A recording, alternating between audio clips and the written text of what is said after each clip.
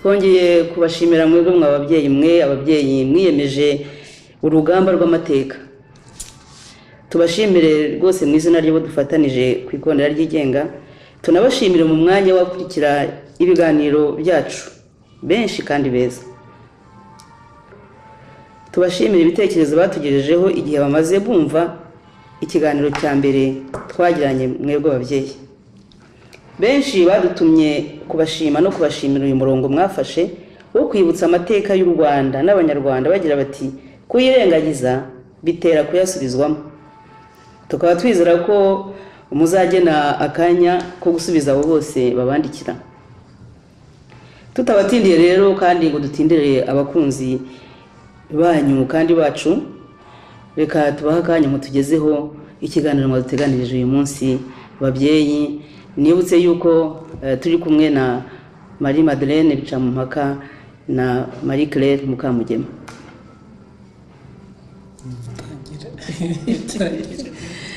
Yewe natwe ubwo butumwa butugeraho kandi butugeraho ariko bwanyuze kuri mwebwe tutabafite nta nubwo twabasha, ntabo bose ntibamenya ibyo tuba twarasomye cyangwa ibyo tuba twarabayemo. Ni mwebwe rero namwe dushimira kandi tugashimira n'ababyumva, tugashimira cyane n'uwo muntu uvuze ati kutabimenya ni ugutuma tubisubiramo, ni ugutuma duhora tubyinagira ku ruhande rumwe, ahantu hamwe. Nk'ubu ngubu urabona iyo yewe bavuze bati abantu bateye intambara yaje, genda vuga ariko se uriya mwanya wa repubulika abantu barwaniye mbese guhera muri 48 aho Loni yari ivuze iti abazungu bampatse ibihugu ni mutangire decolonisation, muhe bene igihugu bose nabo bibategeke bijye gutegeka. Icyo gihe rero ikintu cyagaragaye cyane mu Rwanda, muzabibaze cyane cyane mwebwe mwari abantu bize amateka bajye bibuka ko bafite inshingano yo kubahiriza buruse bahawe n'ibihugu byabo kera cyangwa n'ubu bafite, bakadukorera amateka nyayo. Twe turi abahamya amateka ariko bo ni abagomba kuyakora, ibyo nibyo bagomba kwiyumvisha. Noneho rero iyo wumva ngo abantu nka ba Kagame nyine inkotanyi nyenzi zongeye gutera muri 90 zije kurwanira iriya ntebe y'ubuperezida, Kayibanda na bagenzi be bari babashije kubikora muri 61 kuri 28 z'ukwezi kwa mbere muri 61 badateye intambara, batagira umusirikari n'umwe, ariko kubera ko barwaniraga uburenganzira bw'umuturage uwe wese, rubanda yarahagurutse yanga guhohoterwa, yanga agasuzuguro, yanga ubwo butiriganya, yanga ibyo bintu byo guheza bamwe, yanga ibyo gupfobya abandi, irahaguruka yifatira ubutegetsi. Noneho bo bari abarideri bari barize, babaha forme nshya yo kwitegeka ariyo Repubulika y'u Rwanda, ari iri muri iriya ntebe y'ubuperezida. Ubona bose baba barwanira bagaturuka hirya no hino bakaza kwirwana, ariko ukibaza utese mumbabarire mfite igishyika ko ndibaza ntese aba bantu bacu bakoze biriya turiho turwanirana n'ubu ngo nta yindi solution izabone kuretse guhora turwana.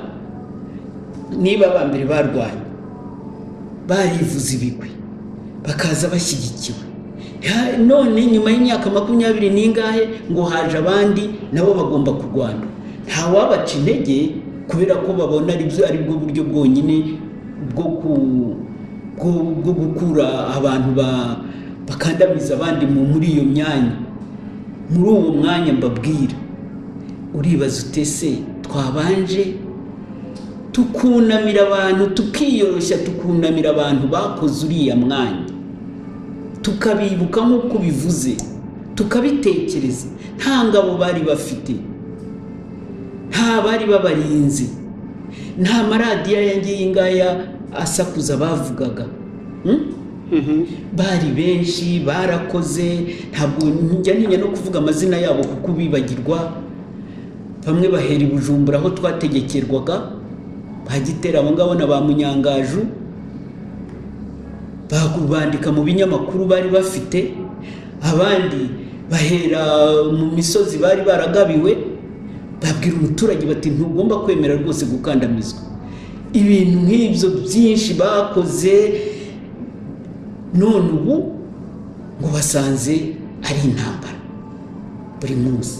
Ntawe nca intege rwose, ariko ndabaza ntese ni ahari tubanje kubahiriza abo bantu? Kandi iyo repubulika koko yamaze igihe umuntu wese yishakisha, amaburusa atangwa, imyanya, amasosiyete akorwa, abantu bibwira bati natwe tugiye kuzagera ku kintu gifatika, tujye dusohoka tutajya kurata intambara, tutajya kurata imirambo, ahubwo twohereza abantu muri za ambasade, twohereza abantu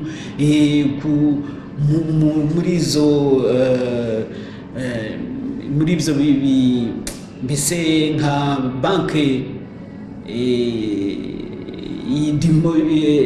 mondiale, bakavuga bati n'umunyarwanda ashobora kujya muri banki mondiale, bakavuga bati umunyarwanda ashobora kujya muri badi, bakavuga bati umunyarwanda ashobora kujya ahantu mbese hasesera atari kujya kurata imirambo, kurata uduhanga. Aho rero niho dukwiye kugomba kuko kwibaza ibyo ngibyo bakubwiraga bati twe kujya twisubiza inyuma tukabitekerezaho. Uravuze ariko Madamu Marie Claire uravuze uti ntabwo naca intege abo barimo kurwanira impinduka. Nyamara umuntu akurikiye amagambo uvuze kuri wowe, iyo ntambara ntabwo, iyo ntambara bavuga, iyo nzira bavuga ko barimo kunyuramo ntabwo ishyigikiye. Ku giti cyanjye ntayishyigikira, ndetse ntari buyigemanye. Joro undi muntu mu ntambara ntari bumuherekeze, ntari bugende nibura ngo mugemurire. Ku giti cyanjye igihe sinyishyigikiye, ariko uyishoboye akaba abona ariho hazava agakiza, nakora uko ashoboye kose ibitambo bibe bike, kuko bazakenera n'abantu bakorera igihugu. Ntabwo ari ibimuga byamugariye rero ku rugamba bizakorera igihugu, ntabwo ari abaruguyeho bazakorera igihugu, ntabwo ari abo bose wumva ngo basigaye batoragura amagufa, ngo basigaye bakora imikwabo, bose bazakorera igihugu. Ibyo rero yewe umuntu ushoboye kujera intambara ikavamo ikintu cyiza azashimwa n'abaturage. Madalena, nawe ubwo twari kuvuga ku bijyanye n'iki gihe turimo, ukwezi kwa karindwi. Ubundi no mu mateka y'u Rwanda n'ukwezi kwagiye kubamo impinduka. Hari 62, hari 94, hari n'iyi bari kutubwira muri uku kwezi 2018. Sinzi niba ari icyo wayivugaho, ariko tugahita tugera ku nsanganyamatsiko ku byo mwateganirije abatwumva, kuko ubu barimo kubireba ari benshi kandi bategereje kuvuga bati se bagiye kutubwira iki uyu munsi. Murakoze. Nibyo ukwezi kwa karindwi wagira ngo ku mateka y'u Rwanda ni ikintu Imana yagennye, ariko buri mu kwezi kwa karindwi hazajya habamo ibintu bituma abanyarwanda mbese bagaragarika muri politike. Niho ku itariki ya mbere z'ukwa karindwi n'u Rwanda rwabonye ubwigenge, rwabonye independence. Ku wa gatanu Nyakanga nibwo Habyarimana n'abo Kamara Gisingijwe bakoze coup d'etat abantu ubutegetsi bwa Perezida Kayibanda. Numva bavuga ngo ku ya kane ngo bayise umunsi wo kwibohoza, umunsi wo kwibohoza nk'inkotanyi zimaze kugabirirwa igihugu n'amahanga y'isi yose. None n'ibyabaye muri iyi minsi rero twumvise ko muri urugamba turimo, kuko nibi dukorerwa n'urugamba turimo rwo kurwanya buriya butegetsi bwamaze abantu, bwaheje rubanda rukenesha abantu ku buryo bwose bunyunyuza imitsi y'abaturage ku buryo umuturage yasigara nk'umuntu y'igishushushungwa nk'amase yumye. Donc twumvise ko mu minsi yashize hari ngabakubise akanyafu baturutse mu ishyamba rya Nyungwe. Igihe ku giti cyanjye icyo nabivugaho ni uko ahubwo baratinze, kuko arabona abantu bari muri opposition barwanya ku buryo bwa pacifique, nta kurwana guhera muri 1996. Amashyaka yaravutse arasenyuka arongera ariyubaka, haba bishyira hamwe barasandara bifatanya n'abandi bagira bate, kuriyo twatugeze waribonaga ari nk'intambara yo kwandika amatangazo, guhiganwa mu kwandika amatangazo gusa. Kagame rero ni ntoreze nyine nabo barabyivugira nyine ku byo ntacyo bishobora kugiraho. Bon, yewe rero navugaga nti ikintu ashobora kumva ni uwamukanga cyamukanga ni isasu, kuko wamugani kurasa niwo mwuga we niyo karamuye. Nawe bandi rero aho bigeze rwose ntabwo natinya kuvuga ko n'abandi bagomba kwiga gufata iyo karamu bakayandikisha bakayimutsindisha. C'est comme ça, nta kundi byagenda. Ni ibintu biteye agahinda kubona ibintu bishoboye kugera aho ngaho, ariko byose nyine biterwa na buriya butegetsi, kuko nta kuntu ikintu batakoze ngo bamwumvishe ko bakwicara bakaganira bakareba icyo bageraho kugira ngo ubutegetsi busangirwe umujyanama wese yumva ko adahejwe, abantu barenganurwa. Ariko yarabyanze ibyo, he doesn't care, niko ahora avuga ko ibyo byose ntacyo bimubwiye. Urumva rero ko abariya basore rwose igihe nuko ntaziranye nabo, ariko njye nabaye za felicitation rwose, mfite n'ubushobozi bwo kubafasha nabafasha. Njye ni ikintu kitanteye ipfunwe kubivuga. Hari igihe ugera ukabona ati tubiretse gutya bigakomeza abantu bazamererwa nabi, n'ubundi yarabamaze. Donc guhera 1994 arabica. Donc ubushize mbere yakoreshaga isasu hakava amaraso menshi, ariko ngo buri gihe bahimba ubundi buryo bwo kubicisha ubuzo. None se umuntu ukwicishije inzara so gufase n'urupfu nk'urundi, kandi nibyo biriho. Uzareba abantu bahinga ibirayi ntibabisarura, ngo niwe bagomba kwigura za koperative zabo. Muri za koperative nta mafaranga barimo. Ibigori ejo hari nasomye kuri internet ngo abantu bejeje ibigori, nango ibigori byaboreye he kubera muri za koperative. Nese urumva hari uburozi burutu bwose. Donc abicisha imbunda, abicisha inzara, abicisha byose ni kimwe. Ubwo bwicanye nibwo bugomba guhagarikwa, kandi aho ibintu bigeze ku bwanjye simbona ko hari undi buryo uretse ko ashobora kumva uretse isasu. Donc urumva ko ngubu babonye ko habaye za reaction mu mahanga, abantu bamwe bavuga bati ibihugu bimwe bivuga bati mwe mwirinze kujya mu Rwanda, abandi bati nta mutekano. Nibwo bwa mbere tumenyereye Kagame ajya guteza imidugararo Burundi, akavuga mwe kujya Burundi nta kigendanye. None ubu no mu Rwanda bitangiye kuvugwa. Kumva mu gihugu cya Kagame umuntu uko ushakira ari we ukora amahoro, yohereza abasirikare b'amahoro mu bihugu byose byo muri Afurika, ukumva ngo iwe ngo ni ikintu gikomeye cyane. Bari abasore rwose no kubashima cyane. Ngewe nuko mbibona, nubwo nta wavuga uko urugamba rutangiye ntumenye uko bizarangira. Babikoze ubu wende nta bundi buryo bazabona vuba, ariko byibuze iki kintu bakoze iki gihe kigize retentissement abantu muri sota ashobora abashaka kwiyatandaho. Nibakomeza imbere, basonge imbere rwose. Ngewe nuko mbibona. Murakoze. Ubu nabyo bizajya mu mateka, biri mu rugamba mwiyemeje kurwana namwe mu rugamba rw'amateka. None rero nagira ngo uyu munsi mutugezeho ikiganiro mwateguriye abatwumva. Urakoze. Nkuko twubushize twari twabivuze, yari yabaye nka introduction ikiganiro cy'ubushize, ariko ubu ndagira ngo twinjire neza nyine mu mateka ya manda ya mbere y'ubutegetsi bwagiyeho nyuma bwatangiye na Perezida Kayibanda. Nkuko ushize muri introduction nababwiye nti ibintu byagiye mu buryo bwihutse cyane, ku buryo donc Repubulika yacu twabonye independence nta na constitution dufite, nta na constitution y'u Rwanda rufite, itegeko nshinga nta tegeko nshinga igihugu cyacu gifite. Ku buryo rero mu bintu by'ingenzi bihutiye gukora ni ukugerageza donc gushyiraho itegeko nshinga ku igihugu cyose, imiyoborere y'igihugu yose ifite itegeko nshinga n'andi mategeko yose bashamikiyeho. Nicyo rero nicyo babanje donc kugerageza gukora, ku buryo donc ntuze icyo gihe imbanzirizamushinga y'iriyo tegeko nshinga yari yarateguwe na Makuza, na Minisitiri Makuza. ubwo wenda naguca mu buryo urimo kuvuga akanya gato, ni ukuvuga ko uyu munsi mugiye kutugezaho amateka y'itegeko nshinga cyangwa se amateka y'ubutegetsi bwa turabagezaho amateka y'inonosorwa ry'ubutegetsi kugira ngo bwicare buhamye nk'ubutegetsi bufite icyo bugenderaho, itegeko nshinga uko ryagiyeho, impaka zabigiyeho, ingingo z'ingenzi zari ziyirimo, impamvu izo ngingo arizo zabaye iz'ingenzi bahereyeho, icyo abadepite bari barimo bigaga uwo mushinga, uko izi mpaka bagiye, uko zagiye discussion n'imyanzuro yagiye ifatwa.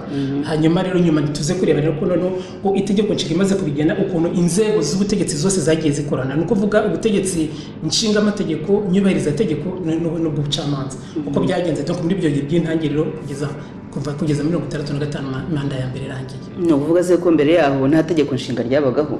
Oya, nta tegeko nshinga ryari hari, ariko n'ikintu cyari kigoye nyine ni uko urabona mu bihugu byinshi bya Afurika byari mu bukoloni bw'ibihugu by'abanyaburayi, ibyinshi byagiye bibona ubwigenge bisa n'ibigendeye ku itegeko nshinga ry'ibihugu byabikolonije. Ariko urabona nkatwe u Rwanda rwari ruvuye mu bukoloni bw'Ububiligi, Ububiligi ari ubwami, ari monarchie, bo ubwami barabusezerera, abanyarwanda ubwami barabusezera, binjira muri repubulika. Binjiye muri repubulika rero urabona ko itegeko nshinga za cyami n'iya repubulika ntabwo bihuriye. Niyo mpamvu donc n'ibyo byose biri mu mpamvu byatumye mbese u Rwanda, itegeko nshinga ry'u Rwanda bize icyo gihe ntawe ryari bihuriye n'itegeko nshinga, nta liye direct yari hamwe n'itegeko nshinga ry'igihugu cyakolonije. Icyo kintu cyabaye nko ku bihugu bitatu cyangwa bine byo muri Afurika, ariko n'u Rwanda rurimo. Ku buryo ibirimo byose ni bariya nyine abo baharaniye repubulika babirwaniriye barabyiga, ariko nabo nyine bagendera ku mategeko nshinga y'ibindi bihugu nk'Ubufaransa, za Madagascar, ibyo abantu byari Ubufaransa urebye nibwo meme no muri droit bwagiye buba umuzi wandi mategeko y'ibindi bihugu byagiye bishamikiraho. N'itegeko nshinga ryo mu Rwanda niho ryagendeye cyane, ko n'Ubufaransa bwari ripakuriye ingoma ya cyami, haba revolution muri 1789 naho habaye n'imvuru, nabo basezerera ubwami bashinga repubulika. Urumva amateka yabo hari aho ajya guhurira na yacu. Niyo mpamvu rero donc icyo gihe kwinjira muri repubulika ibintu byihuse gutyo muri circonstance twasobanuye mu kiganiro cy'ubushize, nta gihe babonye cyo kubanza kubinonosora, baratanguranwaga bitewe n'ibyo bibazo byose byabacagamo, ku buryo byagomye itegeko nshinga ryarangiye twarabonye independence. U Rwanda rwarabonye independence. Ni ukuvuga ko igihe cya independence nta tegeko nshinga byabagaho, donc bategekaga bari za edits za ordonnance za mbese amategeko aje gutya, ariko nta tegeko nshinga bavuga ngo ati kuko umuntu avuga ati iri tegeko rimeze gutya bikurikije ingingo yo mu tegeko nshinga, no, nta byari biriho. None se ihererekanya ry'ubutegetsi hagati ya Kayibanda na Mbonyumutwa nta tegeko ryari rihari? No, nta tegeko nshinga ryari rihari. Bakurikizaga iki? Inama bari barakoze barumvikanye? Ubwo ndumva ko icyo gihe bakoraga amanama, noneho wenda bakavuga ati twemeze bagakumva igikwiye muri iyi circonstance ko iki kibazo igikwiye ni iki, hanyuma bari igikwiye noneho bakashyiraho ino ordonnance cyangwa se kirashobora kunyurana. En fait urabona hari Rwanda Burundi yategekwaga n'Ababiligi, noneho hakaba inzego nkeya z'ubutegetsi mu Rwanda nk'amateritwari nk'abasushefu n'abaki bose bategekaga mu Rwanda, ariko hejuru hari Ababiligi ari bo bakoresha bategeka u Rwanda n'Uburundi, Rwanda Burundi uko bashaka. Noneho rero bitangiye ibihe bya independence, ba bagabo batekereza ko batazongera kuguma muri iryo shumi ry'Uburundi n'u Rwanda. Bati u Rwanda turarushaka, tugiye kurwubaka. Batangira rero kurwubaka buhoro buhoro. Mbonyumutwa yinjiye mu butegetsi antakumuhutu abazungu babwiye umwami muri 52 bati gabira abahutu babishaka, none ubwo yinjiramo muri ubwo butegetsi muri 52, haza kuza rero guca ubwo buhake muri 54, noneho bigize muri 59 avec la révolution bwa butegetsi abantu ababirigi bari barashingiyeho bategeka abaturage bakomeza kubakandamiza, abaturage barabanga, aribo bashefu aribo basushefu. Ubwo rero mu Rwanda bishyiriraho ubutegetsi bwa rubanda muri icyo gihe, kuko hahise bashyiramo abandi basushefu bashya, bashyiramo abandi bashefu bashya bajyanye n'ibyo bihe byo kuvuga biti umuntu wese afite uburenganzira bureshya n'ubundi tuzajya dutegekwa n'ubishoboye. Urumva rero ko icyo gihe ntabwo hari kuba itegeko nshinga kandi bari bakiri mu mbese abanyarwanda bibye ababirigi umugono banawiba banawaka babandi bavugaga ngo twavukiye gutegeka ngo mwebwe muri ibicucu. Ubwo rero nta tegeko, ntabwo bihutira gukora, babona ibintu bije, nibwo rero bagiye iyo 59 nyine rubanda ifashe ubutegetsi. Ubwo bafata bakora babwira umwami bati ubutegetsi rubanda yabufashe, emera rero hajyemo abantu mu butegetsi batarabushaka, batari babandi bene wanyu. Ubwo niho hanagiyeho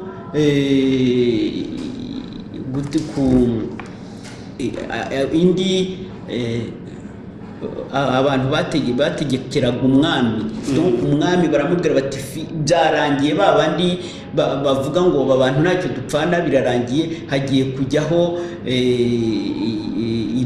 irindi tsinda ritegekana n'umwami.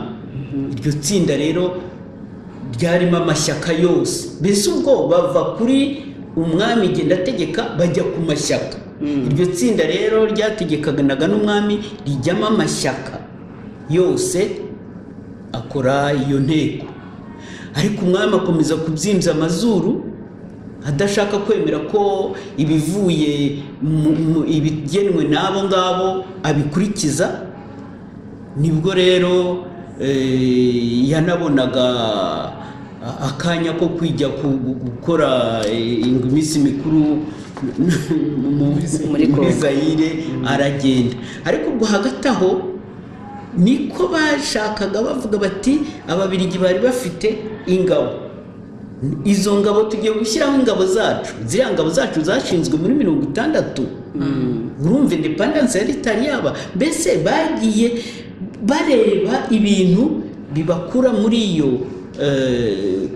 muri urwo rufatanye rw'u Rwanda n'u Burundi, kandi rubaho ubutegetsi bwari bufitwe n'abakoloni nk'ibyo ngibyo by'ingabo. Ntabwo bigeze bakora revolution, donc bayikoze buhoro buhoro, igenda ibyara ibindi. Ariko iyo constitution nyine birumvikana ko itari iriho kuko batari bakabonye uburenganzira busesuye, bagiye bakora bubaka buhoro buhoro. Donc igihe cyari kigiye nyuma y'ubutegetsi bw'agateganyo tuganira baganisha kuri independence, niho amfete na Makuza bamushinze gukora imbanziriza mushinga w'iryo tegeko nshinga, kuko mbere yaho ako gateganyo n'iryo kurana barimo mu bibazo byinshi, par rapport y'ingoma y'abatutsi, par rapport ya tuteri, par rapport y'iki, ntabwo bari baratekanye bafite ibirenge hasi neza ngo bavuge ngo tubikore. Icyo gihe niho bagiye babikora petit à petit cyane, bamaze kubona ko ibintu byarangiye bigiye gushingwa burundu kwa tuganisha kuri independence. Ngo byo babibonye mu gihe cya kamarampaka, cyangwa babonye igihe kiko noneho igihugu kibaye cyabo ko bashobora gutegeka. Ngiye ku bwanjye uko mbyumva deja igihe agateganyo kagiyeho, ndumva ko babonaga direction aho ibintu biri kugana, ari nabwo nyine ntuze ubwo igihe agateganyo ka Perezida Mbonyumutwa kagenda kegereza none ibintu byabaye hagati y'icyo gihe yagatangiye n'igihe cya kamarampaka yo nyine yari yo kuvuga ati ibi byari inyuma ubutegetsi bwari inyuma burarangiye. Urumva rero icyo gihe bavuga ati none ubwo ngubwo rero nibyo byiteko nshinga tubikomeze kugira ngo noneho n'igihe cya independence ya nyakuri nigera tuzabe dufite itegeko nshinga zizagenga ubutegetsi bwacu. Ubwo rero nuko byagenze nyine agateganyo karangije Minisitiri Makoza akora imbanziriza mushinga, ariko nyine ubwo hagati aho habaye irindi kururana nyine independence bayibona ku itariki ya mbere z'ukwa karindwi 1962, ariko impaka ku itegeko nshinga zarangije ku itariki ya 2 z'ukwa 10 1962. Zitowe bararitorera, donc constitution nshya iratorwa 32 abadepite 32 barayemeza, babiri barifata barimo Rwagasana wa Inar muri ndahari wa Parmehutu.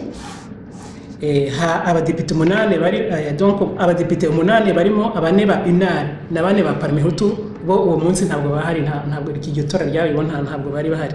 Bityo rero iryo tegeko nshinga ritorwa kuri 93% y'abadepite bari bariho. Ahasigaye rero bahita noneho batangira akazi ko kurisemura ngo barishyire mu rurimi rw'ikinyarwanda ku buryo buri muntu wese uzi gusoma yazamenya donc iryo tegeko nshinga uko ritekwa.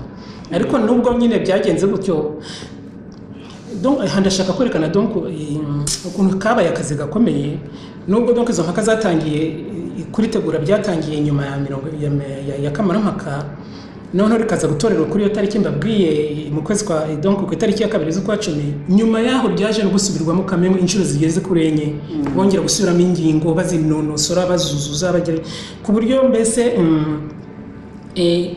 ryaje gusubiramo nka kimwe cya kane cy'ingingo ziyigize zaje gusubirwamo. Hanyuma isohoka ifite article 111.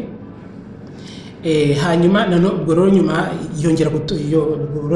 bongera kuyitorera mu ntuze donc mu nteko ishinga amategeko, yemezwa n'amajwi 28, naho amajwi 3 arifata, 3 ya Unari na rimwe rya Prosoma. Ntihagira n'umwe utora ijwi ritora umukara, ritora oya. Nuko rero ritangira gukora gutyo, abantu mbese ngo Repubulika y'u Rwanda iba ifite itegeko igenderaho rigenga nk'igihugu kigenga. Ariko nyine nkuko muri icyo gihe ibyo byose amatora baritoreraga icyo gihe na Unari yabaga irimo na Prosoma, ariko nyine nkuko hari wenda abo ba Unari bizeraga ko malgré tout nubwo Repubulika irimo ishingwa, ariko nyine bizeraga ko hari ikintu gishobora kuba wenda ibitero by'inyenzi byabo bigatera bigafata bikagira icyo bigera bigasubiza Repubulika inyuma. Bimaze kugenda gutyo, donc iryo tegeko nshinga baze kurisubiramo 4 rigatambuka.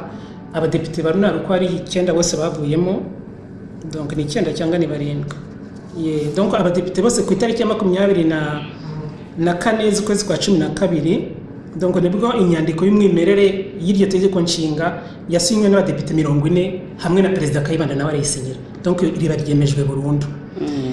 Kuva ubwo rero abadepite ba Unari aribo ba Rukeba, Rwangombwa, Karema na witwa ngo Rebero ngo bahise bivana mu nteko ishinga amategeko, ntawe birukanye, baragenda barahunga, noneho bajya hanze kwifatanya n'inyenzi zateraga u Rwanda. Ubwo kuva icyo gihe rero ubwo donc ntuze iteko ishinga amategeko nta mudepite wa Unari wari ukirimo. None kuki bagiye se? hari itegeko ryari ririmo batiyumvagamo? Reka nkurikira ijambo Maduro. Oya fe ntaho narisomye, ntaho nabisomye. Gusa ngewe uko nabitekereje, iyo nkoraniza ntabwo mvuga ibyo nasomye byose, mfata mu by'ingenzi. Uko nabitekereje nuko abo bantu babaga barimo bo bakomeye, bo ntabwo bahunze, bakomeje binjiye mu nzego, baratowe, babonye imyanya kubera ko banyuze mu matora. Ariko nyine babaga bari relation hamwe na bene wabo bahunze. Hari abantu bo mu ishyaka rya Runari bari bo bataguye mu Rwanda, bo bahunze. Kandi muri ibyo bihe nyine niko ibyo bitero by'inyenzi byajyaga biba. Ubwo rero wenda ni nkaho mbese umuntu yavuga ati mbese ni nkaho uravuga nko urabona nko 1990 igihe intambara y'inkotanyi yari itangiye, donc bafite inkotanyi hanze zabo ziturutse mu Bugande, ziri ahantu hose hanze, ariko mu Rwanda bazifitemo donc baba bafitemo ntabwo nabita ibyitso bafitemo abantu babo bakorana nabo babashyigikiye urumva njye numva ko nabitekereje numva ko n'icyo gihe abo babo bari barahunze kandi bahunga bafite ubukana bazi ko bagomba kugaruka vuba kandi bakasubirana ubutegetsi none abo bandi bo bari barahagumye baguma mu butegetsi ariko bari ku murongo umwe nabo bavuga bati wenda nibiza bazadusanga mbese n'abantu bacu bazaturuka nyuma ariko badusange imbere natwe tubafashe mbese nka kuriya muri 90 intambara ya FPR yagenda jyaniye comparison nako zigenda nigeze kuri za document ziri ibi ngibi none wenda babonye ko wenda ntaho biri kugana no muri assemblée babaye minorize mbese babonye ko babandi barwaniye repubulika kuko biganje mu nteko ishinga amategeko ibintu bitambutse mbese ntacyo bafite byo kugira ngo bahindure itegeko ryatorwa bo batishimiye mbese itegeko ngo babe wenda cyangwa se bahitisha itegeko rivugira bene bo bari hanze ubwo rero bagomba kuba barebye bagasanga ko ntacyo bamazemo none bajya hanze kuva icyo gihe basanze inyenzi hanze bakajya batera bari kumwe nazo kwa uko mbona se nkurikije nyine ibyo wasomye ibyo watohoje kuba uyu munsi bateganije ko mwavuga ku itegeko nshinga nuko ari ikintu cyari gikomeye cyane aricyo kintu babonaga cyangombwa cyatuma bakomeza gutegeka bumva nyine bakomeza kuyobora abaturage kuyobora repubulika bari bamaze gutsindira nk'ubwo mu mategeko akomeye cyane bahise bihutiye gushyiraho kugira ngo mbese bumve ko batekanye bicaye muri repubulika bari bamaze guharanira n'ayahe mategeko y'ingenzi bashimangiye muri itegeko nshinga muri ayo donc impamvu itegeko nshinga nyine niryo riranga ubutegetsi bwose kuko kuyobora ni ukubahiriza amategeko aba yarashyizweho andi akaba ari itegeko ry'ingenzi rusange ryerekana icyerekezo cy'ubuyobozi noneho mu mibereho ya rubanda ya buri munsi uko abantu babayeho hakaba amategeko agenda ashyirwaho ashingwa agatorwa ariko ashamikiye atagomba kunyuranya n'iryo tegeko rikuri ayandi yose ashamikiye kubera ko rero kuyobora ari kureba imigendere y'ubuzima bw'umuturage bwa buri munsi bumworohereza mu mibereho myiza urumva ko ikintu cya mbere amategeko ya mbere bagombaga gushyiraho nyine ni amategeko yerekeranye n'imibereho ya rubanda muri rusange umuntu uze rero ubwo ndumva wenda baragena iby'amasambu se wenda n'iby'amasambu ntabwo bavuze iby'amasambu antaketere mu byo nabonye ariko hari za principe mu kinyarwanda n'ikira ihame hari amahame remezo ya mbere agomba kugenga donc imibereho ya buri muntu mvuze ni umuntu ntagomba kurengana umuntu wese agomba kurengerwa n'itegeko ni ukuvuga ko aho ngaho iryo ngiye mvuzemo hashobora gushamikiraho amategeko menshi muri ibyo ngibyo ashobora kubera mu buhinzi bimeze gute mu bucamanza bimeze gute muri ibyo donc urumva icyo kintu gisobanuye byinshi ntabwo bavuga ngo ubwo donc hari ikintu ushyiramo noneho iruhande hakaza amategeko azajya atorwa agendeye muri iyo principe ayo mahame yaraye muri domene nyinshi z'ubuzima bwa buri bw'igihugu n'abagituye amahame rero y'ingenzi n'ayahe amahame remezo habaye ihame remezo ry'uburinganire ku bantu bari bavuye mu ngoma ya gihake abantu batareshyaga urumva ko ari cyo kintu cya mbere cyagombaga gushyirwa imbere kugira ngo wa wundi wumvaga ko ari munsi y'abandi nawe yumve ko ngo wamugiraga gutyo ubu none babaye abantu barebwa kimwe n'itegeko donc hari iryo tegeko donc uko principe ihame remezo ry'uburinganire bwa bose nta vangura iyo yari article ya 3 y'itegeko nshinga donc ivanho burundu ubusumbane ngo ni caste sinzi cyari cyo mu Kinyarwanda privilege ngo na privilege no ubusumbane no kugira ibintu abandi badashobora kugeraho gutonesha donc ngo kuvanho privilege na za caste mu rwego rw'uburezi bari babyitaho cyane kubera ko babonaga kugira ngo witeze imbere ari ukujijuka ukabona uburezi buhamye hanyuma kubyerekeranye n'ibyo by'uburezi ariko nyine bashatse guca ikintu babona mu gihe cy'ubukoroni n'igihe cy'ubwami amashuri hari amashuri ngagenewe abana b'abatware abandi bana b'abaturage batigagamo. Icyo gihe rero muri ntuza muri constitution yavanyeho donc yavuze ko amashuri leta ifite souverinete ifite ubwisanzure ubutahangarwa ifite souverinete ku byerekeranye n'amashuri donc ko leta yiyo ugomba kumenya ibyigirwa mu mashuri mbese ikayagenga ikamenya nubwo yaba ayobowe n'abanyamadini cyangwa iki, ariko amashuri yose leta igomba kuyageraho ijisho. Kandi muri ayo mashuri ntihagire umuntu uhezwa ngo nuko ari umuhutu cyangwa se nuko ari umututsi cyangwa se nuko abantu banga, mbese rubanda rwose rugomba kujya mu mashuri amwe. Donc yari mu bintu bya mbere bibanzaho cyane. Hanyuma bakavuga ko ikigo cyashoboraga kwiha ikintu mbese ko ikintu cyo gutonesha kutubariza iryo hame cyagombaga gufungwa burundu. Nibyo rero hanyuma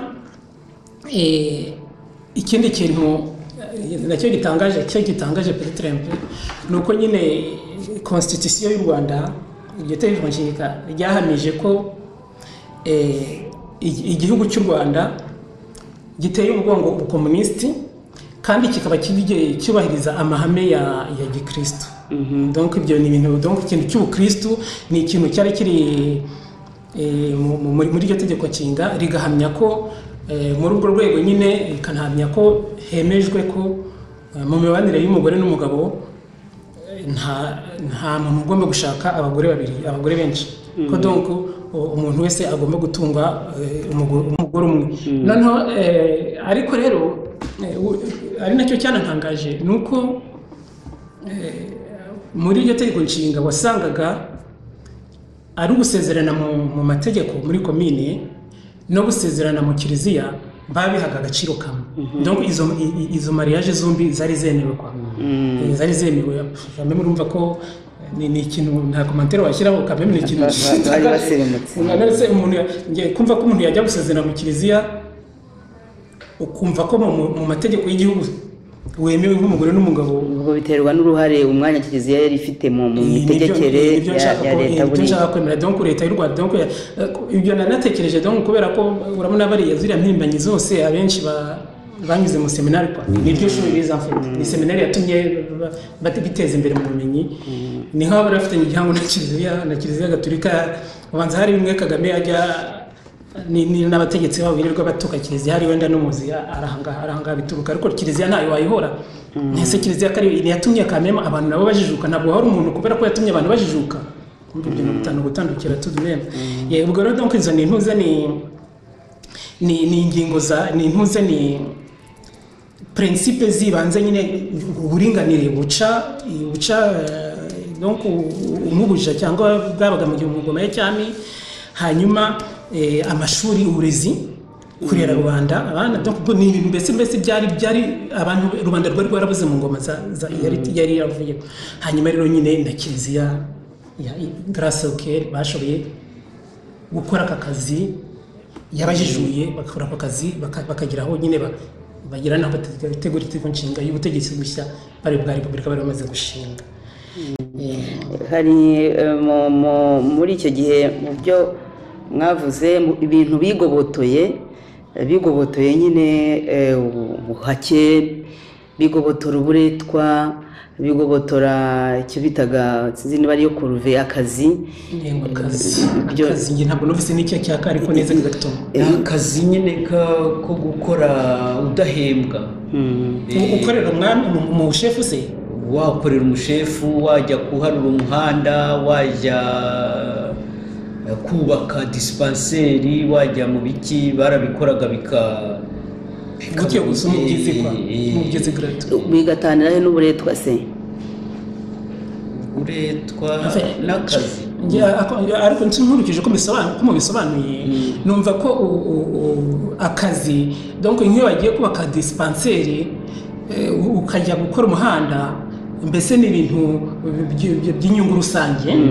Wenda dispensaire n'urwara uzajya kuyivurizaho, uwo muhanda uzawugendamo tandis ko uburetwa wenda kujya gukorera abantu ku giti kimwe bavugaga ngo umuntu yagendaga nk'umugabo akagenda akaba mu rugo rw'umushefu akamariye nk'umwemensi ari kumwingira nahembwe ubwo nibo naho bitandukaniye je pense naho bitandukaniye ariko byaba ibintu byo kuzavuga neza twongeye kubishakisha kuko nibuka ko habagaho ibyo bitaga ngo mubanguke na isuka n'agatebo, ibyo bitaga isuka n'agatebo biri mu kazi nyine ko kujya guharura umuhanda, ko kujya gutinda ikiraro, ko cyo kujya kubaka ishuri, nk'uko Madalena bivuga ari intérêt général.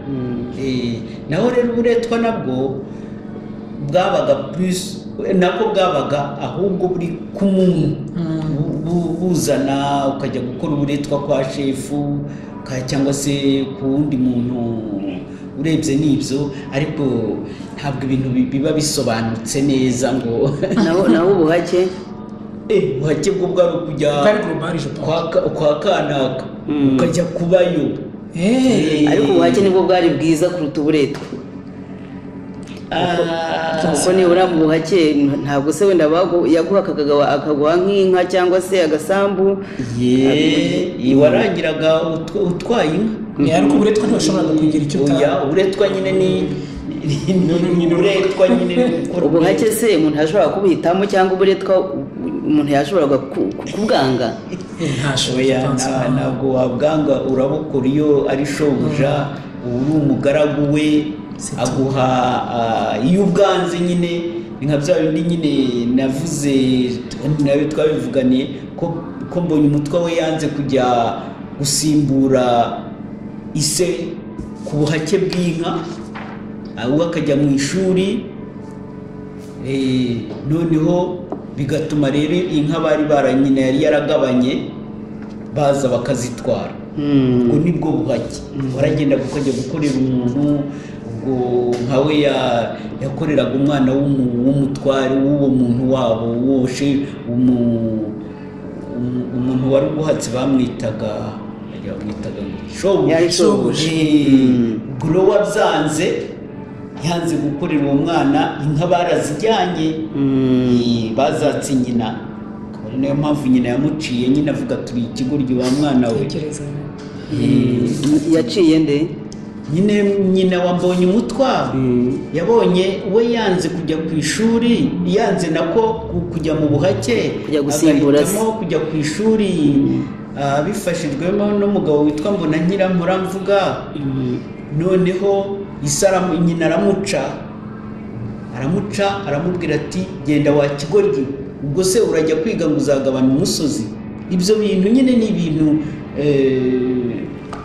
abantu si we wenyine wabinyuzemo, n'abandi bo cyane cyane mu nduge wacu aho ubuhake bwari bweze babinyuragamo. Kuri icyo kibazo cyerekeranye ndagarukiye kuri icyo kibazo cy'ukuntu donc bashimangiye Kiliziya Gatolika y'Ubukristo mu itegeko nshinga.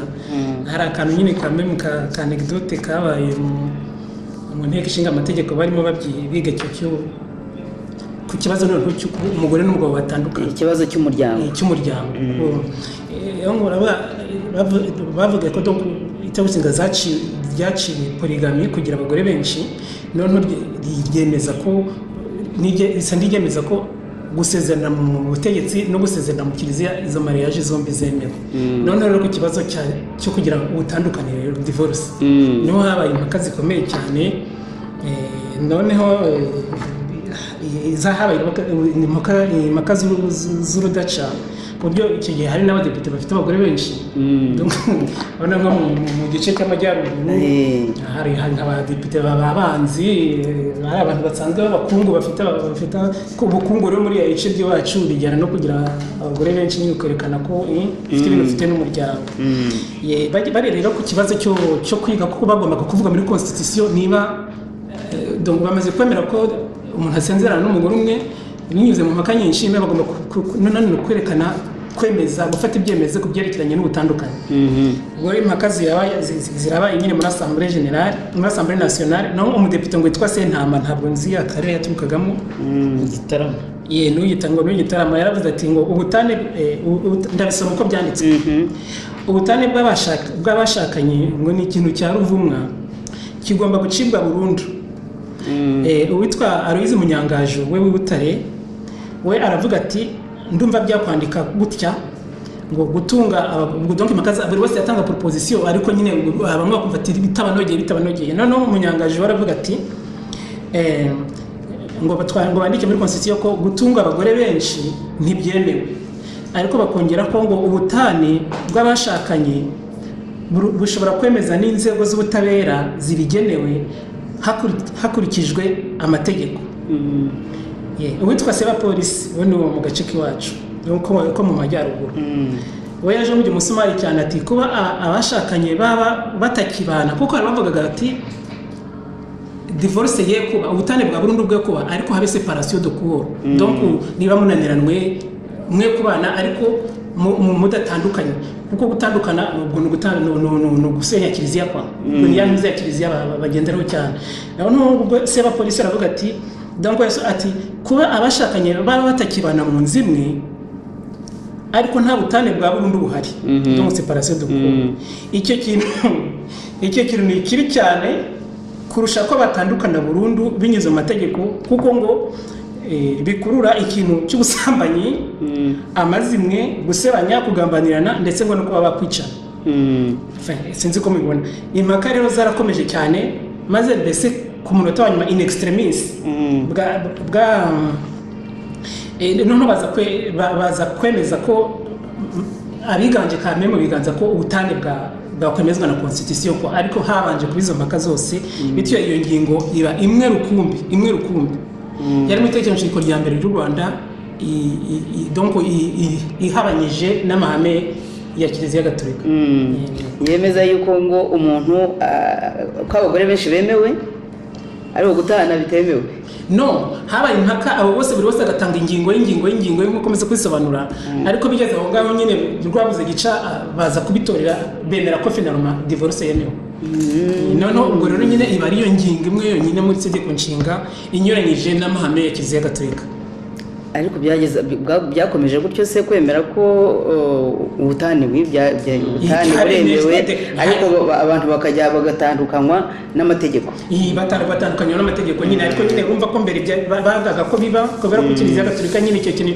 mbese kwemera kumva ko mariage religieux yemewe hanyuma kandi ukemera ko uyitandukanya kandi muri Kiliziya bitabaho ni cyo kintu byo mbese pour te dire aho Kiliziya Gatolika yari amahame ya Kiliziya ya Repubulika Gatolika yari yiganje cyane mu buyori bw'ubutegetsi bwa mbere bwa Repubulika ya mbere hari nicyo mwavuze cya mbere kijyanye n'uburezi benshi mu babayeho nyuma ya Repubulika bemeza yuko nk'abana b'abahutu bashoboye kwiga ku gihe nyine cya Repubulika hamaze kuba independence ariko nka Madame Marie Claire wari uri icyo gihe kugira ngo umwana w'umuhutu yige byagendaga bite se babayeho nkawe wize uti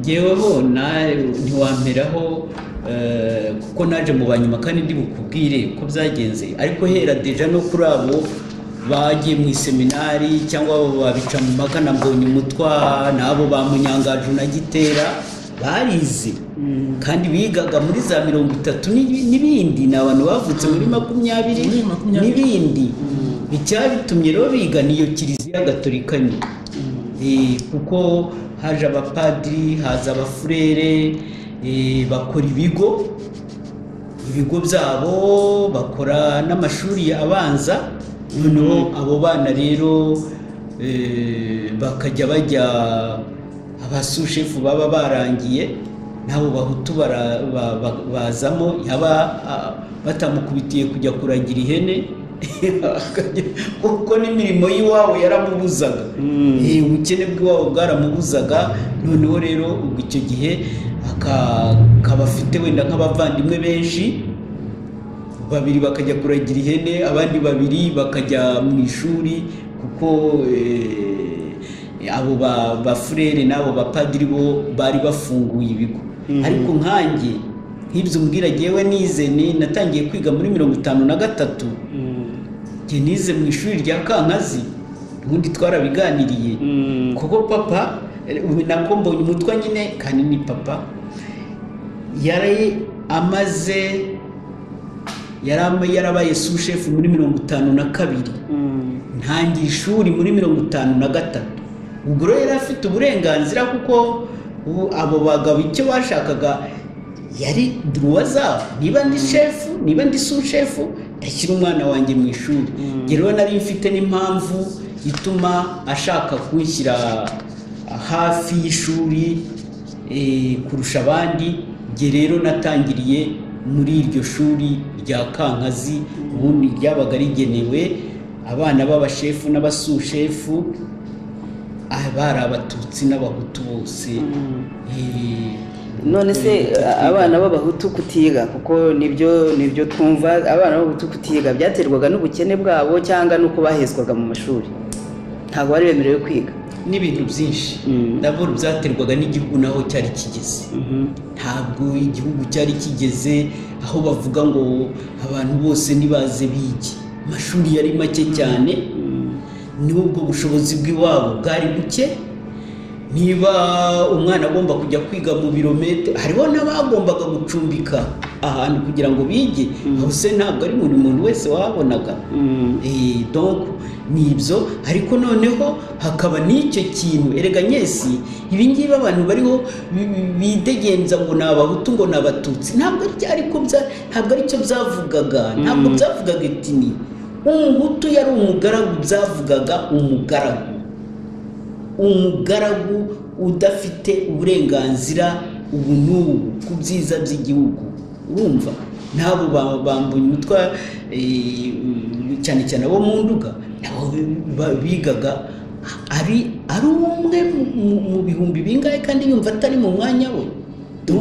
Ntabwo iby'ubuhutu bya etini ngewe birangora no kubyinjizamo, kuko ubundi byavugaga umuja na shebuja.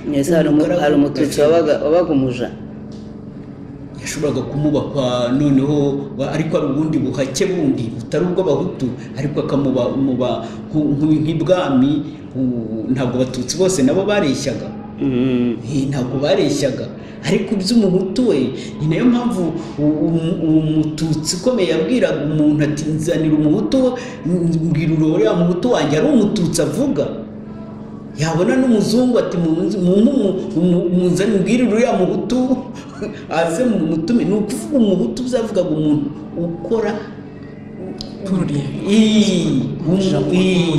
ibi. Rero mwabigize tini ni ibintu byagiye bizamuka buhoro buhoro, ariko ubundi umuhutu byavugaga umuntu ukorera buferi.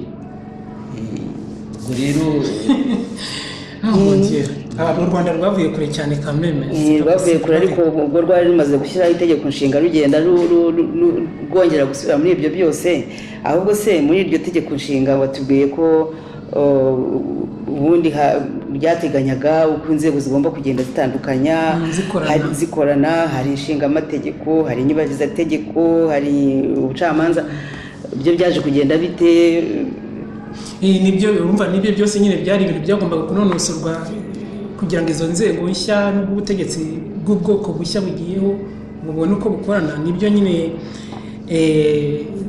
d'abord iryo tegeko nshinga ryerekana, ryashimangiraga ubutandukane bw'izo nzego eshatu z'imiyoborere y'igihugu. Donc ari inshinga amategeko, nyubahiriza n'ubucamanza. Muri urwo rwego rero rwashimangiwe ko hashimangiwe ko perezida wa repubulika atorwa na rubanda, donc suffrage universel. Bikaba bihabanye n'uburyo nyine perezida Kayibanda yari yatoye bwa mbere. Muribuka ko yatowe nyine n'abadepite, hanyuma ariko agatorwa kuri bibiri bya gatatu by'abadepite bari bateranye bato uwo munsi. Ariko donc itegeko nshinga ryo rishya ryemejwe ko perezida wa repubulika kuva icyo gihe noneho kuri manda zizakurikiraho azajya atorwa na rubanda kuri suffrage universelle.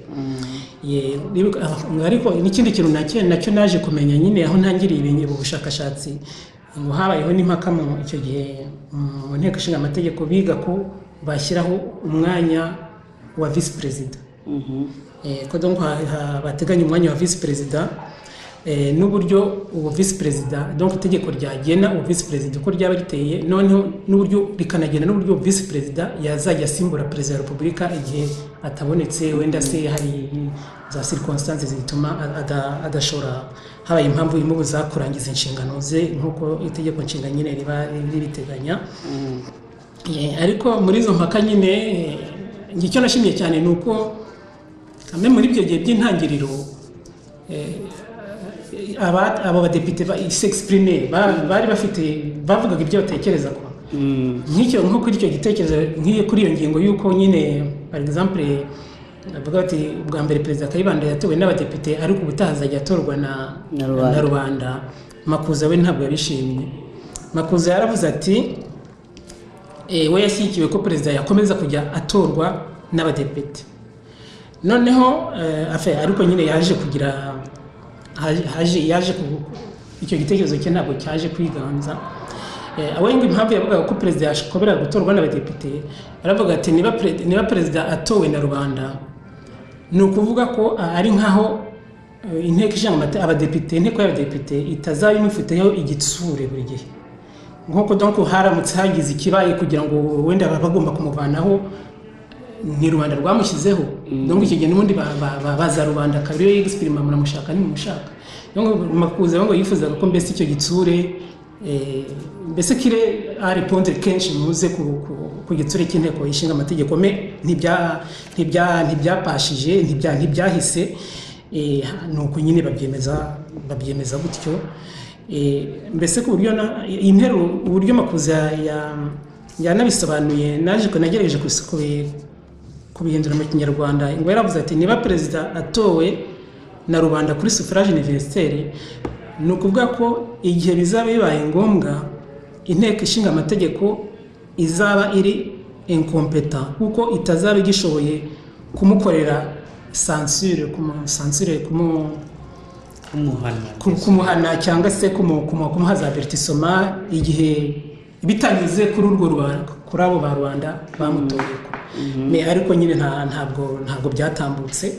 Hanyuma ubwo nyine bashyizeho nuko itegeko nshinga ryagennye nuko byerekeye ubucamanza. Par exemple ishyirwaho ry'abayobozi bakuru b'inzego z'ubucamanza ni perezida wa repubulika wabikoraga, ariko abakuye kuri liste yatanzwe n'inteko ishinga amategeko hamwe na guverinoma icyarimwe. Donc banavanwaga ku nshingano zabo, donc uko mbese abo babashyiragaho perezida hamwe na guverinoma batanze liste bashoboraga kuvanwaho na perezida hamwe na guverinoma babyumvikanye. Iyo na article 56 ikika cya kabiri bavuga kika 56b hamwe n'104. Abandi bacamanza bo bashyirwagaho bakavana abacamanza abandi batarabonga bo hejuru cyane bashyirwagaho bakanavanwaho na perezida wa repubulika bo ku giti cye nta wundi muntu agishije inama. Izi ngingo rero zikaba zigaragaza ko mbese wabonaga ko politike abo bose bari abanyapolitike, iyo myanya y'abanyapolitike bari bafite ubwo burenganzira ku bucamanza, ni nkaho mbese wabonaga politike isa n'iyivanga mu mikorere y'ubucamanza, kuko niba abadepite cyangwa se umuntu amvanaho uko ashatse kumusa kandi binyuze mu bantu bakora politike, urumva ko ntabwo ubucamanza bwari bufite ikintu cy'ubwigenge bihagije. Nubwo ariko kameme bashyizeho meme icyo gihe bashyizeho Conseil supérieur de la magistrature nikira mu Kinyarwanda, ubwo ni inama nkuru y'ubucamanza. Yego voilà, bashyizeho kameme inama nkuru y'ubucamanza, ku buryo donc urukiko rw'ikirenga rwarayoboraga rukanacunga inkiko zose za repubulika. Ariko hari abasesenguzi bemeza ko nubwo iyo principe yo gushyiraho urwo rwego rwa magistrature nibagiye guterwa iyo nama y'ubucamanza iyo nama y'ubucamanza donc ari igikorwa vraiment cyo gushimwa cyagaragazaga ko mbese tendance bafite ari kuganisha kugira ngo ubwo bucamanza bugira ikintu cy'ubwigenge malgré tout. Donc hari abasize ngo bavuga ko mu by'ukuri ngo iyo innovation yakoze nubwo yakoze kandi ari gushimwa mu by'ukuri ntabwo bayikoze. Ahandagira ngo tugaruke nanone kuri Makuza wari minisitiri w'ubutabera ngo ntabwo yakozwe kugira ngo ubucamanza bwisanzure bukore neza bwigenga, ngo ahubwo ngo babikoze ko mu by'ukuri babikoze kugira ngo mbese bashaka ngo gusabota Makuza kubera ko ari nawe wari ukoze imbanzirizamushinga w'iryo tegeko nshinga. Ngo cyane ngo abadepite ndavuga ibyo nasomye ngo cyane abadepite mudepite bitwa Murindahabi na Kimana Gaspard ndamuzi cyane nkiri n'umwana n'umuntu wagendaga iwacu cyane amaze no kuva mu butegetsi yari inshuti y'umubyeyi wanjye. Donc ngo bashakaga ngo uburyo bakoresha bwose kugira ngo Minisiteri y'Ubutabera itagira ijisho ku rwego rw'ubucamanza, mbese ku buryo ubucamanza buba urwego apari ariko budafitanye mbese nta jisho minisiteri n'ubundi busanzwe ntabwo nzi neza, ntabwo ari nasesenguye, ntabwo nzi neza ukuntu Minisiteri y'Ubucamanza mu bihugu byose birimo demokarasi ikorana n'urwego rw'icamanza, ariko nzi ko bikorana cyane. Me ahangaha niko babivuga ngo cyane umudepite witwa donc Murindahabi na Kimana ngo bashakaga uburyo bakoresha bwose kugira ngo Minisiteri y'Ubutabera itagira ijisho ku rwego rw'ubucamanza, ngo ku buryo umudepite Rwagasana icyo gihe yari akirimo Rwagasana wa UNARI ngo yavuze ko hari abantu ngo hari abantu b'abanyamayeri menshi barimo gukora ngo za mise en scène zigamije kuvanaho Minisiteri y'Ubutabera. Naho depite witwa Charles Byungura nawe ndamuzi Iraveni Busheri ndamuzi yagiraga Busheri Kigali kera n'uw'ibyumba naho Charles Byungura ngaravuga ati ngo hari abadepite minisitiri barimo gucabiranya ngo hari abadepite minisitiri barimo gucabiranya ngo bamayeri menshi barimo gukora za mise en scène barimo gucabiranya ngo n'ubuhanga bwinshi ngo Minisiteri y'Ubucamanza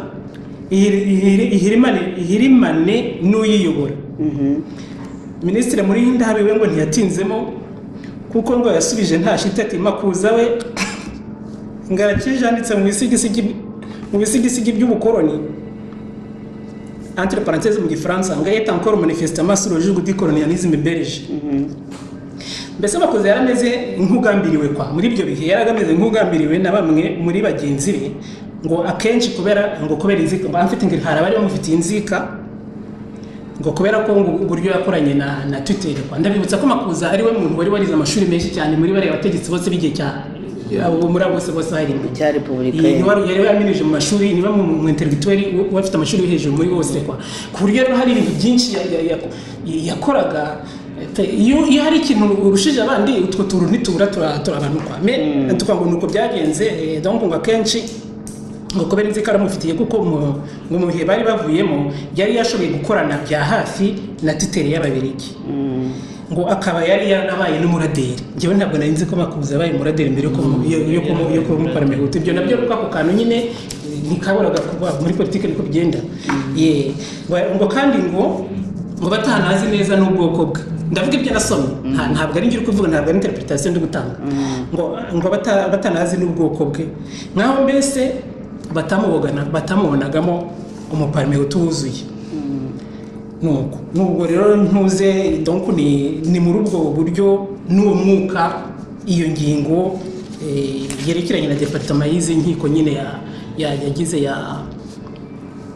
yakoze byashizwe ibyo byose byashizweho mbese ariko ku buryo mbese wabonaga muri rusange kubera izo ayo makimbirane par rapport ya Makuza mbese bashakaga kuvida le ministère de la justice de sa substance.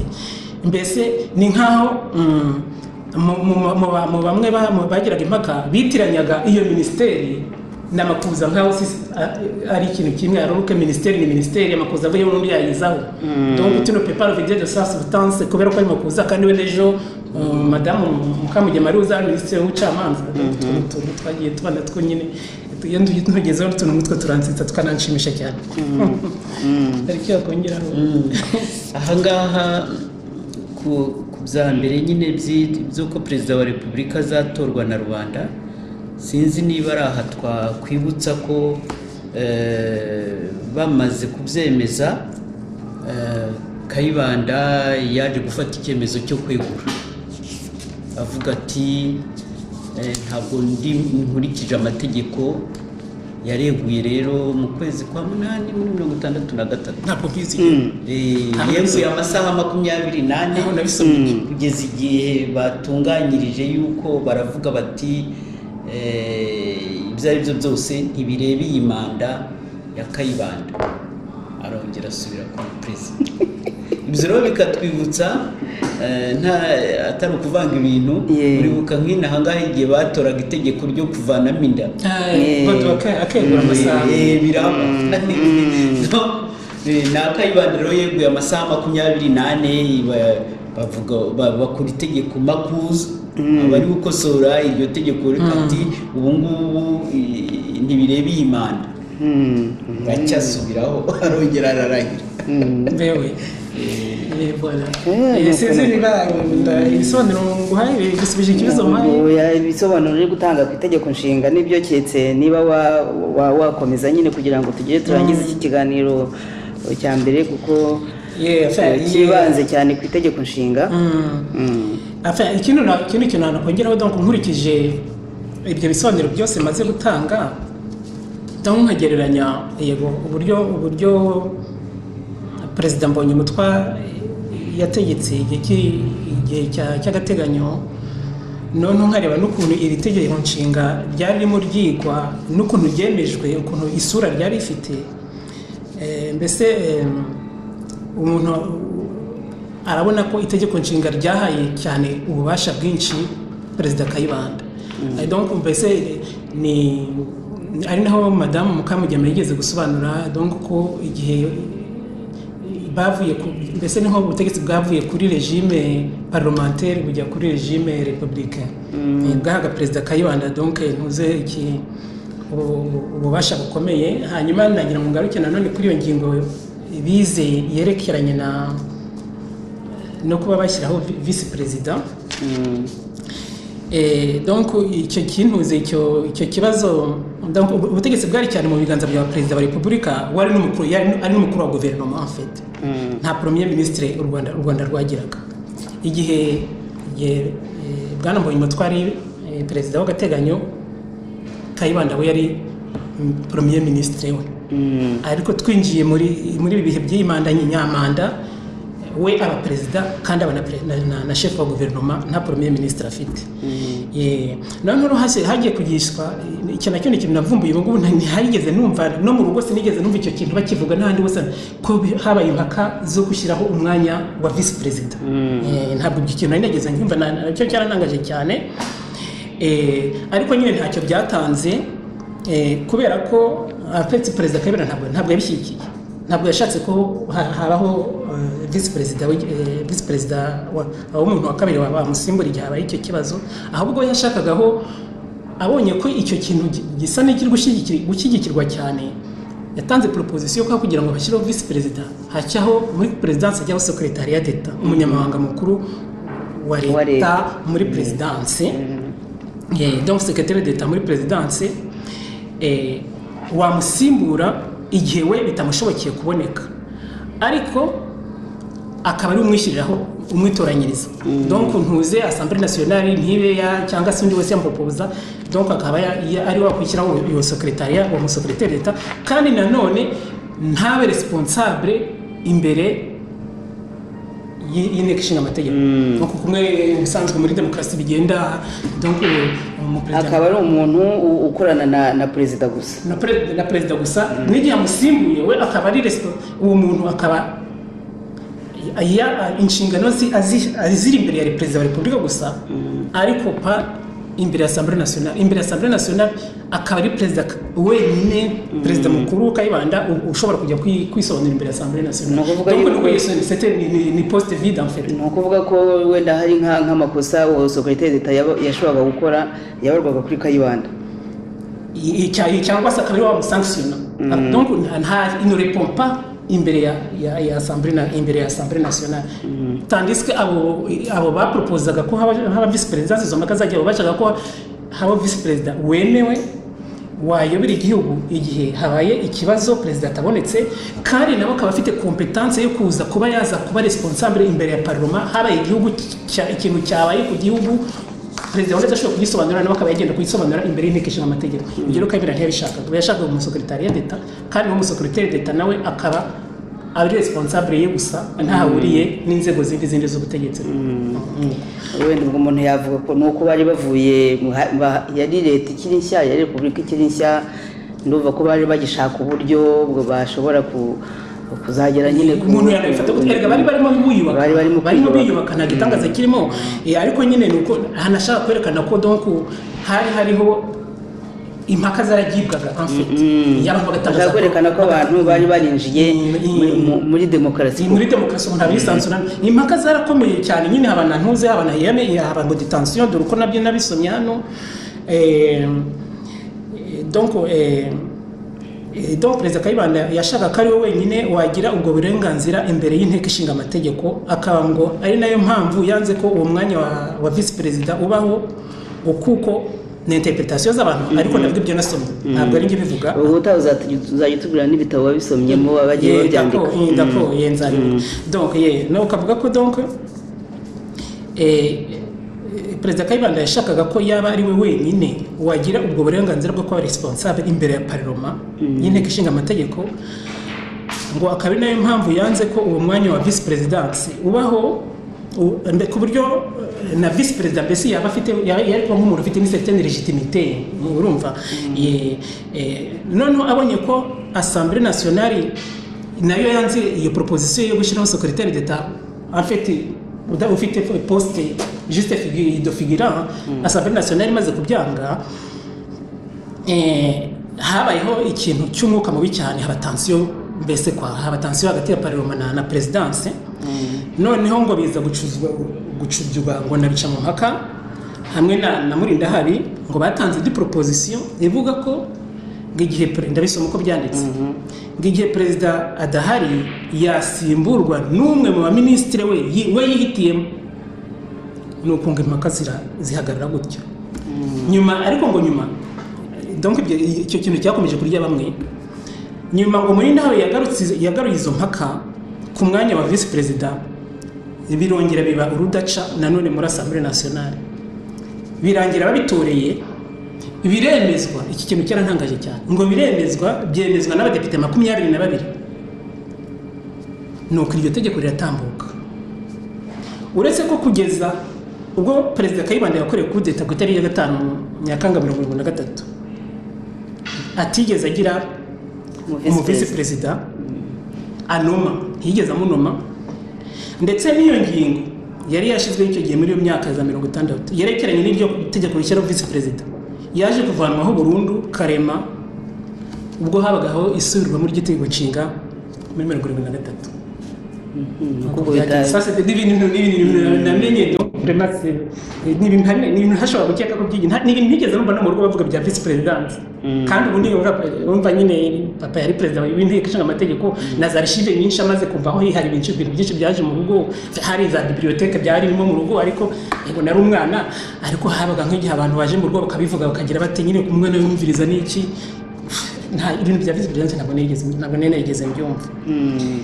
Ndumva rero ingingo z'ingenzi ari nk'izo hari. Akandi kantu kamwe ka meme nanone nashobora kongeraho ka nyuma je pense nuko donc perezida Kayibanda yari icyarimwe chef wa guverinoma, ariko ntuze abaministre be nibo babishyiraho ko akana bakabana babanaho nta sans rendre de compte à faire nta abwiye ati mbese mbigenze nte cyangwa zigenze ntawe wagejeje inama keretse wenda bon koma benshi babaga ari abo mu ishyaka rya MDR Parmehutu ubwo ndatekereza ko wenda byanyuraga mu nzego z'ishyaka ariko mu nzego z'ubutegetsi nta handi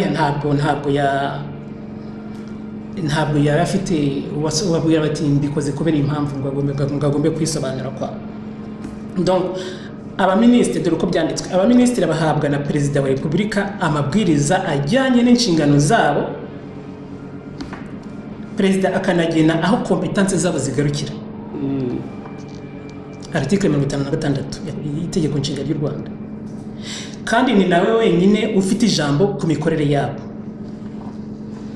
mu gifaransa les ministres sont responsables devant lui uniquement nubwo hari imirimo imwe n'imwe bon perezida yashoboraga kuvuga ati reka mbanze obligatoirement mvugane na ministre kuko niwe ushinzwe wenda niwe ushinzwe uburezi niwe ushinzwe ubuvuzi ntabwo ibyo byose yabaga bizi ariko rero ibyo bikaba bivugwa kuri article 54 ariko urebye nta bwigenge babaga bamufiteho abaministre niwe wabashyiragaho akanabavanaho uko ashatse akabimenyesha gusa Assemblée Nationale ibyo ni amategeko y'itegeko nshinga ni itegeko nshinga ryamuhaga ubwo burenganzira ari naho donc nshaka gushimangira kimwe twavugaga ko yari vraiment régime présidentiel ubu yari afite ubutegetsi bwose busesuye cyane bon hari umwanzuro nayifashe ibiro bihari nimba tugiye kwanzura iki gice cya mbere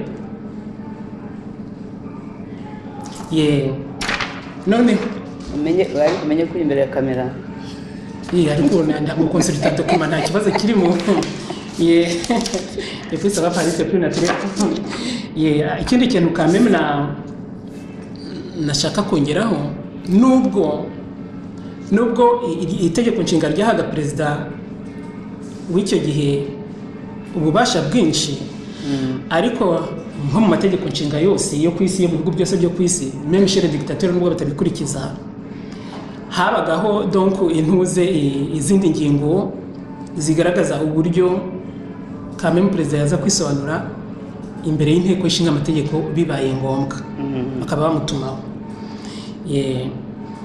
ni nk'igihe donc icyo gihe bavuga ni nk'igihe donc bashoboraga gutangizwa ikibazo cy'icyizere question de confiance nine bijya biba mujya mu byumva donc igihe Assemblée Nationale yabaga ikemanze responsabilité ya perezida mu mikorere na gouvernement ayobora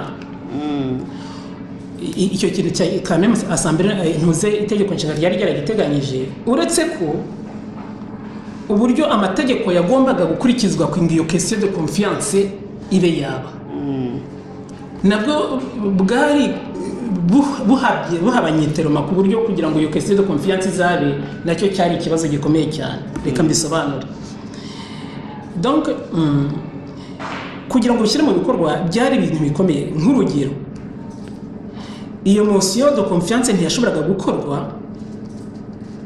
igihe atabanje kubaho mbere ya byose icyo bitaga ngo interpellation itarabonye igisubizo iyo ni article ya 69 ibivuga donc mbese ko baruhaye interpellation ariko akayinyora kugira ngo iyo motion itambuke hagombaga ko yahabaye donc interpellation noneho iki a été ignoré noneho iyo motion nayo ntiyemerwaga igihe itabaga yasinywe na 2/5 by'abadepite iyo ni article 69 ibivuga kandi iyo vote y'icyizere igomba kugira majorité ya 4/5 by'abadepite article 70 igihe perezida yashoboraga kubura icyo cyizere binyuze muri iyo nzira ndende cyangwa se motion de censure igatambuka perezida na guverinoma niho bashoboraga donc kuba muri condition bagomba kwegura bombi donc yari inzira ndende compliqué ku buryo donc kuyishyira mu mpuze mu bikorwa nayo bitari byoroshye tout ceci donc bikerekana uburyo en fait constitution y'icyo gihe yamuhaye ubutegetsi busesuye nibyo reka wenda umuntu yakwanzura kuri iki kibazo cy'itegeko nshinga. ubwo watubwiye ko ibihugu byacu ari u Rwanda ari u Burundi byari bifite umwe ari Ububiligi, ariko ku itegeko nshinga ry'ibyo bihugu ritari rimwe, kuko bamwe bafatiye ku gihugu cy'Ubufaransa cyagenwaga na Repubulika. Uburundi bwo bufatira itegeko nshinga ryabyo ku Bubiligi kubera ko bari basangiye ubwami. ubwo rero ndumva ikibazo kijyanye cyangwa se aya mateka ajyanye n'itegeko nshinga wenda umuntu yaba yacumbikiye aha ngaha tukagira icyo dusoza kijyanye n'aya mateka nyine, kuko amateka ntabwo tuzajya tuvuga gusa ngo tuvuge ngo twarabisomye cyangwa twarabwo, ariko amateka ntabwo ko agira ikintu asigira nyine n'abayakurikira. nagira ngo twanzure mutubwira kuba nk'iyi ngingo mwayishyize mu byo mwifuje kubwira abatwumva, ni iyihe mwanzure? yewe ndanzura mu magambo make cyane. Impamvu nibanze ku mateka y'itegeko nshinga rya mbere y'u Rwanda, yewe no kugira d'abord ngo nereke abanyarwanda inzira ndende bariya bantu bashinze repubulika banyuze. Abantu bagombye no gushinga batanguranwa muri za circonstances zikaze cyane zitari zoroshye, bakabubirije gutangira gushyira inzego z'ubuyobozi bw'igihugu bwa repubulika nta tegeko nshinga bafite. Noneho bakihutira kurishyiraho bakarifisena. Noneho ngashaka kubereka ko no muri icyo gihe mu ntangiriro mu nteko ishinga amategeko harimo demokarasi. Abadepite ntabwo abantu bari barize amashuri menshi, urumva icyo gihe abenshi bari abantu barize amashuri b'abadekatire bavuga ngo abadekatire cyangwa urumva. Ariko iyo uri ntibimaze kubasomera kameme, murabona ko ni ibintu dusanga no mu nteko z'inaha z'iki gihe. Tugomba kubabwira ko abo bantu barakoze, bari bafite umugambi, bashaka bavuga ati tushyireho ibintu bizatuyobora tuzagenderaho. Yego harimo ibintu byinshi, harimo ibintu bimwe na bimwe bitari umuntu yanegura, ni ikintu cyose niko bigenda, ariko aka kazi karakozwe. Kandi icyo gihe murabona ko ibyo bakora baharaniraga gushimangira repubulika. Muri ibi turimo rero repubulika nta ikibaho mu Rwanda, yaragiye bisubiriye ku ngoma yagiye muri repubulika. Abakiri bato bagomba kumenya ibi bintu. Iyi nzira ndende banyuzemo, natwe n'aba bose bari gukubita bakubise ejo, niyo nzira ndende. Ejo bundi nibamara gukubita bakagera imbere, ntibazasubira inyuma ngo basubire aho FPR yasubije u Rwanda. Bazajya hano bazasubira, kuko ni ukongera gutangira bundi bushya, kubaka repubulika bundi bushya. Ibi bizaba rero urugero. Bari mu ishyamba, abona bo barahigwaga bica mu bakashatse kwicwa injiro zigera ku ngahe. Mbonye umutwe akayibanda turutse na mishoza ni cya kimwe, sone même circonstance ni kimbikorera. Ngewe turana twe turakuze, ariko bari bagomba kumenya ibi bintu. Ushaka n'indi information abona ko hari yindi akeneye kumenya, zambaze, ndi disponible nzayimo. Ni cyo mbikorera. Jewe no kuva kera mba nshaka kwerekana Madarina nyine inzira banyuze n'uburyo buri wese yatanze umuganda we nabo tutavuga. Jewe gituma navuga abandi bantu burya narabikuni, sinzi nawe bikubwiye nyese, ni ukwanga amazimwe. Sinshaka kuzavuga umuntu ejo undakangwaho ngo kuki wavuze gutya. Ariko uyu Mbonyumutwa yari umwe mu bandi benshi, nta nubwo ari nawe wakoze byinshi wenda, urumva. Ariko ni ukuvuga ngo twese twibaze, dusubize abantu, navuga nk'agaciro kabo, tubatekerezwe kujya turwanira umwanya wa repubulika gusa tutazi nyine uko wagezweho. Urabona wigeze kumbaza nk'ubushize utese iryo hererekanya ry'ubutegetsi bwa Kayibanda na Mbonyumutwa ntabwo byabateranyije, ntabwo byashoboraga kubateranya. Yewe murambwira abantu nti aba bihanukira ngo amateka yacu ni mabi, ahubwo amateka yacu ni meza. Kuko urabona baravuze muri 52 bati nimugabira abantu ba bandi mwebwe muvuga ko mugomba guhaka. Mbonyumutwa aremera agabana umusozi yihitiyemo. Kayibanda ati jyewe ndaguma mu kwandika, ndaguma mu kujijura abaturage nandika. Mbonyumutwa ati jyewe ngiye sur le terrain.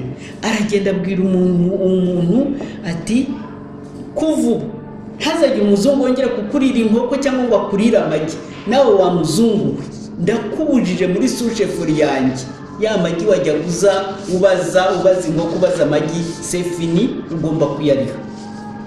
Ajya kwa shefu aramubwira ati kuvu ntazajya umuntu wongera kujya iwawe ngo umugire umugaragu wawe mu gikari muri sushefuri yanjye. Icyo bita sushefuri ni iki? Yanjye ni ubwatsi bwanjye, babwitaga ubwatsi icyo gihe. Mu bwatsi bwanjye amategeko ndayahinduye. Umuturage mbere na mbere, umuturage ni mu muhe uburyo bwo gushyira umwana we mu ishuri, ni mu muhe uburyo bwo kurya inkoko yarayiyororeye, mu muhe uburyo bwo kugurisha amagi akajya kurihira umwana w'umwenda. Abo baturage arabajijura pe, arabimika, nabo bamubera injijuke, abigisha ngo gutera avoka. Ati mutera avoka muzayijya hashize imyaka 7 ariko izabarengera ubuzima bwanyu bwose. Babanza kumwita umusazi ariko barabikora. Maze byageze muri 59 rero abantu barahaza uburenganzira bwabo. Utakibakoza kuvuga ngo urabakubitira ubusa, ngo urabicira ubusa, ngo urabayishyiramo. Bahangana rero na babandi no hirya no hino rero barabyumvaga, byari bizwi. Ubwo rero Mbonyumutwa nicyo yari yiyemeje kugeza abaturage ku burenganzira bwabo, akabashyiramo icyo kintu. Ntabwo yari yaratekereje repubulika, urumva, yari abigezeho. Kayibanda rero nawe n'abandi wenda nabo bo baravuga bati ahubwo n'ubwami buveho, kandi ntabwo birwanyije kubyumva ko Mbonyumutwa we yari yariyemeje gukorana na babandi ariko akabereka ati ndategekanya. Ubwo rero ntacyo bagombaga gupfa. Ntabwo Mbonyumutwa ari gutangira kujya kwanga kuva mu mwanya atigeze ateganya. Kandi rero imyanya ibiriho, ibyo bita ubusambo, kwibwira ngo ibintu uzikubira, ntacyo rero, ahubwo uburyo bukorwa. Uburyo bukorwa n'umwana wawe umufite ukamurera neza, agera igihe akakubwira ati mama ati ngiye gushinga urugo rwanjye. Ntabwo ashobora kuza ngo yikorere intebe zawe azijyane kandi nawe ntiwamubwira ngo reka ngumanga ndacyagukeneye. Ibyo rero niko byagenze, nta kintu bapfuye. Kandi ntabwo Mbonyumutwa ari kujya kugira kwijundika Kayibanda, kandi yaravugaga ati ahubwo tugirize ikivi azanye ibindi. Niyo mpamvu nyine nka manifeste y'abahutu ntabwo Mbonyumutwa yari yarayisinye, kubera ko we yari yariyemeje gutegekera no kujijura abaturage. Nibyo rero tugomba gusobanukirwa, aho kujya twirwa turirimba kuko inkotanyi zije ngo amateka yacu ni mabi, abantu bakirirwa baririmba ngo amateka yacu ni mabi. Ntabwo nzanwa yarambwiye ati twakoze revolution iratungana. Kandi ikindi icyo barwanira ni iki? Ni imyanya yavuye muri revolution. None si imyaka 28 bamaze, niba ari 20 n'ingahe, wigeze wumva banakubwira bati turashaka gusubira mu bwa kera? Si bariho baririmba iriya independence se, bariho basunika dayeri n'ikosa ryari ryaranakozwe igihe cya kudeta. None ngo bakayisunikira rukatreze, n'ugenda uvuga ngo uje muri Loni, ngo nitwa u Rwanda, ngo nahawe independence, ngo rukate. Basa uzabubaye iki hajya bakita iki mu Kinyarwanda, kibura buryo. Muri Loni uriyandikisha, ukavuga izina ryawe, ukavuga ibendera, ukavuga itariki yawe bakakubwira ati kuri iyi tariki waremewe mu mpanuka, none wowe uraje ngo nitwa u Rwanda, ibendera wakubise hasi nta mpamvu zigaragara, uvuze ngo wahawe umunsi wawe ngo ni itariki, gusa urumva ukwibuza uburyo. Niyo mpamvu rero intambara ari urudaca. Nta bantu bashaka gushyira ubwenge ku gihe ngo bashyire ibintu mu buryo, bibaze bisubize. Umuntu yibaze ati ikintu cyavuye, urarwanira intebe. Gitera niwe wigeze no kubwira Habyarimana ati bizagenda bite, ati kwicyo upfa n'abari abantu ari iyo ntebe wicayeho, ntubyibukanye yigeze kubimubwira, yagiye Butare ati ndaramureba ati ku mutima ati bari abasaza bakeye. Niyo ntebe, iyo ntebe rero nutayishyira mu mwanya mwiza, wiyicare wihaye icyubahiro cyayo, umenye uwayi ntabwo izaguhira. Izo ntambara rero turiho tuvuga ngo imwe izasimburwa n'indi izasimburwa n'indi, ntabwo nirirwa mbitindaho. Ntambara none zo ko umuntu witabiriye none ejo ukagaruka kuvuga uti ntacyo yamariye, n'ejo bundi ukazavuga uti nidushyire ubwenge ku gihe, wenda niba ni iyi wenda ibiyanyuma.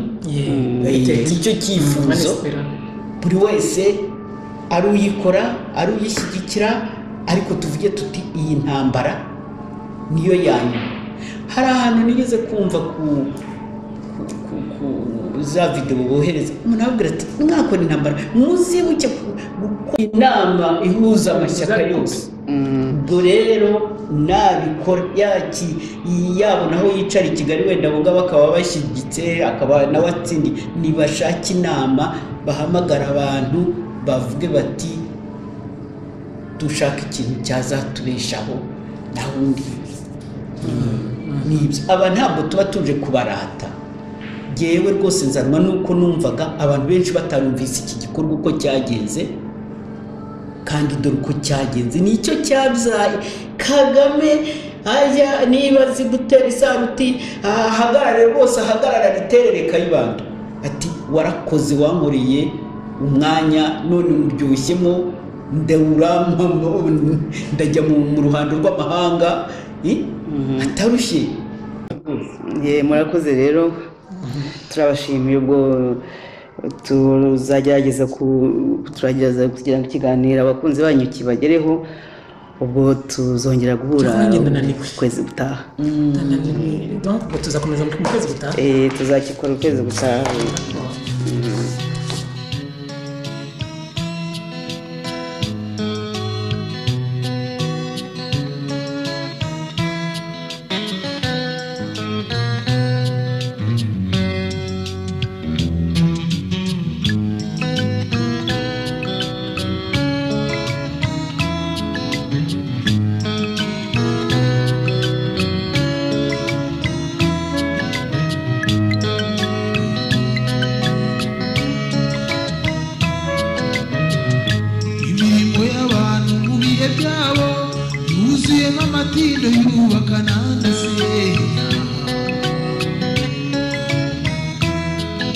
Kanda isha se